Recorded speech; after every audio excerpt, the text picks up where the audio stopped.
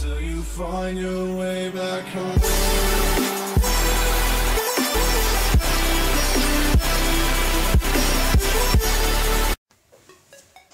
Eh bien salut tout le monde, c'est The Zapping, en tout cas j'espère que vous allez bien. Et après avoir annoncé les notes officielles du Paris Saint-Germain, on va donc le faire avec le FC Barcelone, qui a un effectif colossal cette année. Donc on va donc commencer, donc c'est parti. On va donc commencer avec le gardien, qui est... on nous a annoncé Claudio Bravo, donc Ter Stegen lui est resté 82. Mais on passe à Claudio Bravo qui a été augmenté d'un point. Donc voilà, il a été augmenté d'un point, il a joué qu'en Liga, il n'a pas joué en Champions League, il a donc laissé sa place à Ter Stegen en Champions League, mais très grosse saison pour le gardien chilien.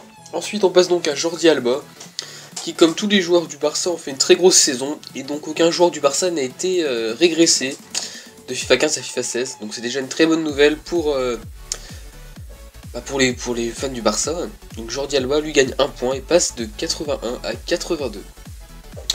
On a ensuite le premier des deux défenseurs centraux, Javier Mascherano, qui a fait une saison correcte et qui reste lui à 83.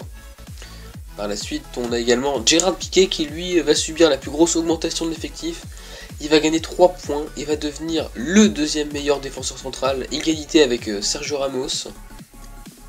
Il va simplement passer de 84 à 87. Et donc simplement quelque chose de phénoménal pour un défenseur espagnol. Ensuite on attaque donc à Dani Alves qui lui va donc rester à 83. Dani Alves qui a malheureusement perdu en vitesse ces dernières années sur FIFA, mais bon voilà, toujours aussi performant dans le jeu. On ne lui souhaite que des bonnes choses. Par la suite on a donc Sergio Busquets qui lui a été également augmenté de 1 point. Donc c'est pareil, Sergio Busquets qui est une sorte de pilier de l'équipe, un peu un, je sais pas, un Thiago Motta ou un Toni Kroos comme vous le voulez. Donc il passe donc de 85 à 86. Par la suite on a donc Andrés Iniesta qui lui aussi a été augmenté.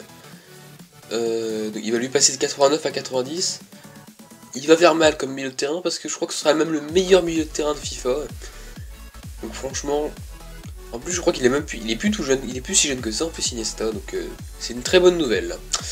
Par la suite on a donc Rakitic qui lui étonnamment, très étonnamment, va rester à 83.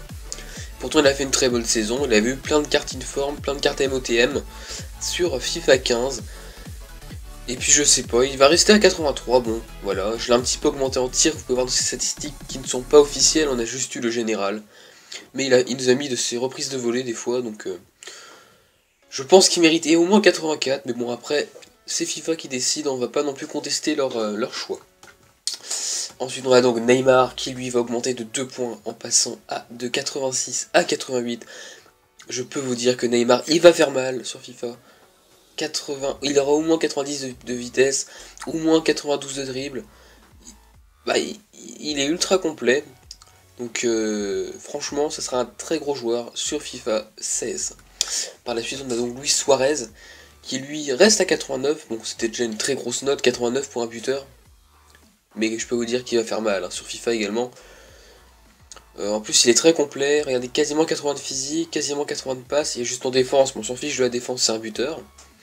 Et par la suite, le maître, comme certains l'appellent, Lionel Messi, qui lui a aussi été augmenté d'un point. Alors, je l'ai pas laissé en CF, je l'ai mis en RW, c'est Right Wings, ailier droit. Et qui lui va donc gagner un général en passant de 93 à 94. Je crois qu'il était passé à 94 sur FIFA 13, sur FIFA 14 je sais pas.